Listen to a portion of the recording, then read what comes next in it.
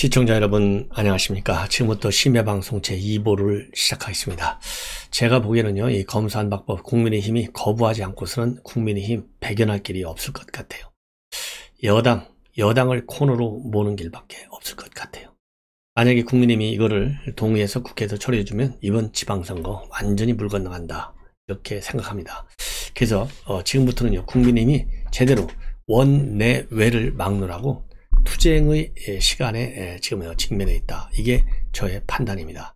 강력한 투쟁만이 그래도 집도끼들을 도망가지 않게 말하자면 지지를 결속해 낼 수 있는 유일한 길이다. 이런 판단이 듭니다. 자, 이러다 보니까요, 민주당에서도 이런 낌새를 당연히 알아차렸겠죠. 그래서 이수진 원내 대변인이 이런 오늘 논평을 통해서 만약에 국민의힘이 중재안을 재검토할 경우에는 민주당은 이건 합의를 파괴한 것이기 때문에 민주당의 원래 원안을 강행하겠다. 자, 원래 원안은요, 유예기간이 지금 3개월로 굉장히 짧아요. 한 달이 더 짧고 중재안에 비해서. 그 다음에는 6개 범죄를 모두 다 중수청으로 넘기는 안으로 되어 있습니다. 자, 이런 점에서요, 이 원안으로 강행 통과시키겠다라는 얘기는 그야말로 이 권성동 원내대표도 밝혔지만은 더 나쁜 안을 입법화시키겠다, 이렇게 협박하는 것으로밖에 볼 수 없습니다. 그래서 민주당이 오늘 내놓은 이수진 대변인의 논평문을 여러분들께 소개해 드리도록 하겠습니다. 특히 이러한 입장문을 낸 것은요, 윤석열 당선인이 오늘 뭐라 그럴까요? 이 부정적인 입장을 냈잖아요. 내가 헌법을 수호하겠다. 그 헌법 수호를 위해서 모든 노력을 하겠다. 이렇게 입장을 밝혔거든요.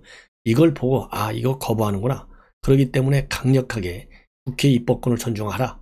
이러한 입장문을 내면서 윤석열 당선인에게 일격을 가하고 있습니다.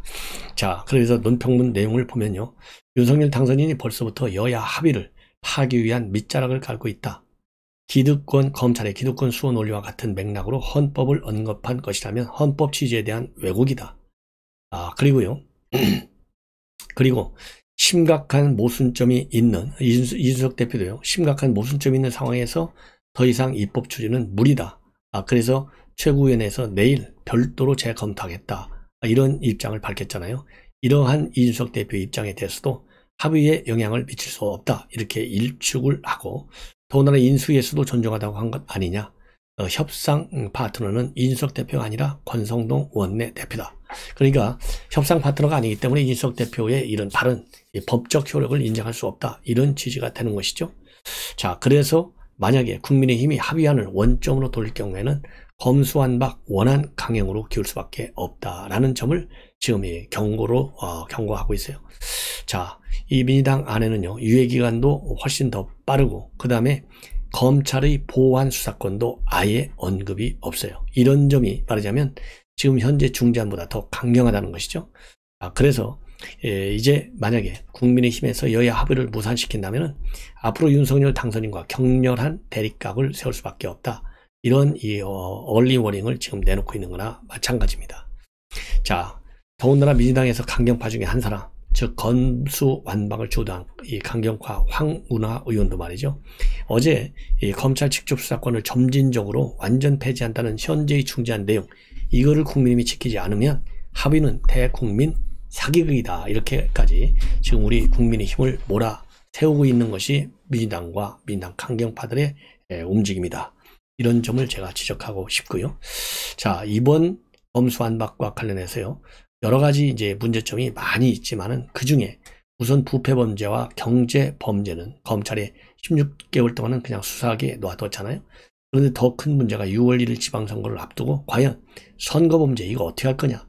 선거범죄 검찰이 이번 이제 4월 달에 통과가 되면 한 9월, 4개월이면 이제 9월 이후에는요, 이거 이제 말하자면 6개월 시효니까 길어야 한 10월 정도 되면 더 이상 검찰은 이제 수사도 못하게 돼 있어요. 이러다 보니까 이거 이번 지방선거 선거범죄 완전히 전부 다 불법이 있더라도 손을 쓸 수 없는 것, 즉 제대로 수사할 수 없게 만드는 것 아니냐, 이런 우려가 나오는데요.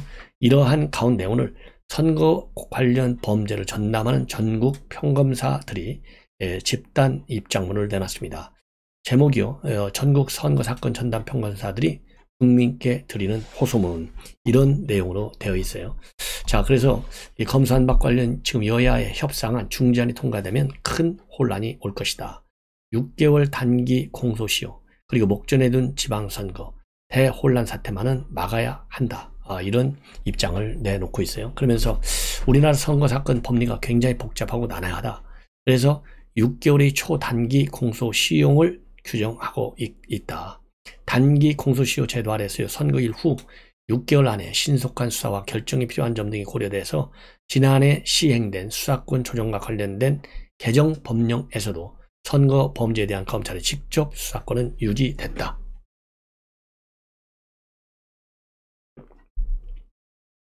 그래서 선거 관련 범죄는 왜 검찰에서 다뤄야 되는지 그만큼 법리 조항이 까다롭다는 겁니다. 예, 이거를 강조하고 있어요. 그러면서 만일에 선거 범죄에 대한 검찰 직접 수사권이 폐지된 뒤에 송치된 범죄와 단일하고 동일한 범위의 수사만 가능하다면 당장 올 6월 지방선거에서 발생할 것으로 예상되는 수천 건의 사건이 부실하게 처리되고 수사 공백이 발생할 우려도 너무나 크다.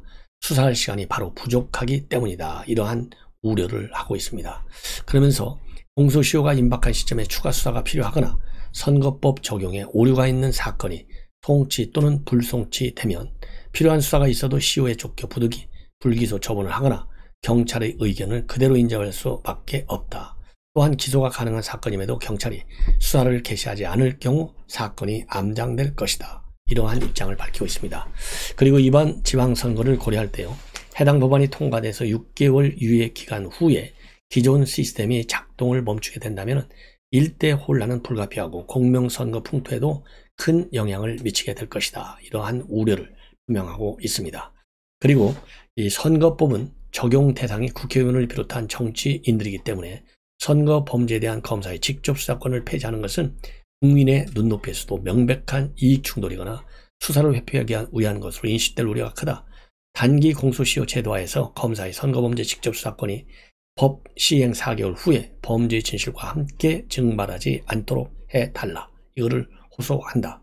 자, 그래서요, 지금 이제 선거법, 그 다음에 이 공직자 범죄, 이게 뭐 정치인들 범죄잖아요. 이것이 그대로 지금 이제 사장 증발되는, 이것이 이제 큰 문제점으로 지적되고 있는 상황에서 선거 관련 담당 검사들의 말하자면 집단 반발 현상이 나타나고 있는 겁니다. 그리고요, 이 김무성 전 대표가 오늘 신동아의 인터뷰에서 밝힌 상당히 충격적 입장문이 나왔어요. 한마디로 인해서요, 윤석열 당선인 권성동, 장제원 잘나서 이겼다고 생각하면 비극이 온다. 그래서 박근혜 대통령 권력이 몰락한 것이다. 예. 왜 이걸 공개적으로 얘기하느냐? 예, 장제원과 이 권성동 가깝지만은 사적으로 비공개리에 얘기하는 것보다는 공개적으로 얘기하는 것이 훨씬 더 말하자면 이 사람들의 일탈 행위를 예방하는 데 좋겠다. 이러한 취지에서 한다는 점을 밝히고 있고요.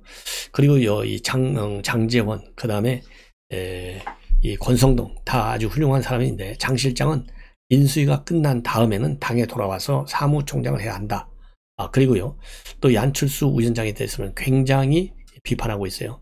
즉 총리를 가지 않고 당 대표로 돌아오려고 하는 것에 대해서 강력히 비판하고 있다. 즉 총리가 돼야만이 개혁을 할 수 있는데, 자, 이거 당 대표가 되는 거 이준석 대표가 맞붙는다? 그렇게 쉬운 게임이 아니다. 그리고 이준석 대표는요, 좀 무게감을 갖고 말을 해야 된다. 이러한 입장문을 내놓고 있고, 박근혜 대통령 만나는 문제에 관해서는 아직은 때가 아니다. 이러한 입장문을 내놨습니다. 그래서 구체적으로 이 김무성 전 대표가 신동아 인터뷰에서 밝힌 얘기를 직접 이 워딩을 통해서 여러분께 소개해 드리도록 하겠습니다. 한마디로요, 윤석열, 그 다음에 권성동, 장제원 잘나서 이겼다고 생각하면 또 비극이 온다. 그리고 박근혜 권력이 그래서 몰락을 했다라고 일침을 가하고, 대선 공신서열 1등, 2등 따지는 것은 정말 부질없고, 과거 정권을 보면 권력과 가장 가까웠던 사람들이 다 감옥에 갔다. 나도 박근혜 대통령과 가장 가까이 있었지만은 할만을 하고 자꾸 싫은 소리 하는 바람에 멀어져서 감옥에 안 가고 살아 있는 것이다. 예. 그리고 지금 이제 장제원, 그리고 이 권성동 같이 다 바른정당 창당 동지들인데요. 공개적으로 쓴소리를 하는 것은 잘 아는 사람들이기 때문에 개인적으로 말할 수 있지만 나라를 위해서 공개적으로 이야기하는 것이다.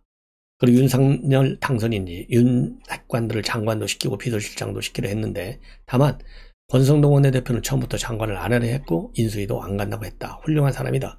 장 실장은 인수위가 끝난 뒤에 당에 돌아와서 사무총장을 해야 한다. 예. 그리고요, 안철수 위원장에 대해서는 아주 신랄하게 비판하고 있어요. 우리 역사에 안철수 대통령은 없을 거다. 이번에 총리로 가서 우리 사회를 개혁해 국민에게 점수를 얻는 것이었는데 대통령이 될 수 있는 유일한 길은 국회에서 절대 개혁을 못한다. 여야라는 상대가 있고 행정의 집행력이 없기 때문이다. 그리고 윤석열 당선인의 부담을 덜어주기 위해서 내각에 참여하지 않는다고 밝혔는데 부담? 내가 볼 때는 안랩 주식에 대한 백지 신탁 때문이다. 이렇게 밝히고 있어요. 그리고 총리가 대통령을 설득해서 얼마든지 개혁을 할 수 있는데 안 위원장이 하면 훨씬 힘이 붙을 것이고 당에 와서 출마하면 당 대표가 될 것 같냐? 이준석 대표와 붙으면 안 위원장이 이길 수 있을까? 과대 포장된 사람은 시간이 되면 껍질이 다 벗겨지는 거다. 이런 일종의 경고문을 내놓고 있습니다. 이준석 대표도 마찬가지예요. 지금까지 해온 대로 하면 안 된다. 당 대표로서 무게감을 갖고 말해야 하고 당 대표와 대선 후보를 디스하고 다니는 일이 세상에 어디가 있나. 이 대표와 안 위원장이 티격태격 싸우는 모습을 국민이 좋게 볼까? 둘 다 추락이지. 걱정이다. 예. 그리고 민주당 대선 후보가 이재명 지사가 대선 후보 된 것 자체가 무리수였다. 권력만을 잡겠다는 선거 기술자들이 이재명 정치자를 후보로 만든 건데 무리를 했으면 반드시 후유증이 따라온다. 그때 이미 민주당은 분열됐다. 예. 그리고 이재명 지사가 이 8월 전당대회에서 당권에 도전할 수도 있다는 전망. 그러면 분열이다. 불 보듯 뻔하다. 이렇게 입장을 밝히고 있고요. 그 다음에 박근혜 전 대통령이 퇴원하는 날 친박 인사들이 병원에 많이 모였잖아요. 하고 싶은 말이 많지만 내가 말하면 또 라면서 뜸을 들이다가 결국은 실패하고 몰락한 정치 세력인데 모시던 사람이 어려운 상황에서 벗어나 퇴원하니까 인사하는 건 좋은 모습이지만은 그 사람들이 실패한 정권 일원이었다는 걸 반성하는 계기가 되길 바란다. 그러면서요. 마지막으로 이 박근혜 전 대통령을 만날 생각이 있느냐 이런 질문에 대해서는요. 나지막한 한숨을 쉰 뒤에 아직은 때가 아니다 라고 입장을 밝혔습니다. 자, 마지막으로 이제 한 꼭지 더. 지난번에요. 이 대선 때 마지막 마무리 단계 할 때죠. 지난달 그러니까 3월 7일입니다. 이틀을 남겨놓고 송영길 대표 신촌에서요. 뒷머리를 둔기로 때려가지고 송영길 대표가 입원한 적이 있어요. 그 당시 구속 기소된 사람이 표 모씨입니다. 말하자면 이 좌파 유튜버로 알려져 있었는데요. 바로 신촌 유플레스 광장에서 송영길 전 대표의 뒷머리를 둔기로 여러 차례 가격을 했고 이 한미연합훈련에 이제 반대하는 영상을 올렸던 사람인데 송영길 전 대표가 한미 군사훈련을 한다. 청년들에게 이런 세상을 물려줄 수 없다. 이렇게 현장에서 외쳤던 사람입니다. 근데 이 사람이 말이죠. 그래서 공직선거법 위반 특수상해 혐의로 구속 기소된 바 있어요. 지난 1일 날. 자, 그런데 24일 바로 어제 새벽에 남부구치소에서 극단적 선택을 해서 사망한 것으로 확인이 됐고요. 검찰은 그래서 부검할 예정으로 있고 그러다 보니까 지금 현재 재수사 관리에 큰 허점이 있는 건 아니냐 이런 비판의 비판 소리가 지금 많이 나고 있다는 점 말씀을 드립니다.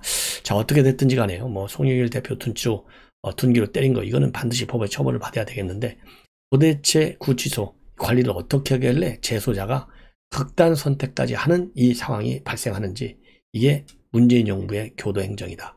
참 기가 막히다. 이런 말씀을 드립니다. 자, 이것으로 본 방송을 마치겠습니다. 시청자 여러분들의 많은 시청 당부드립니다.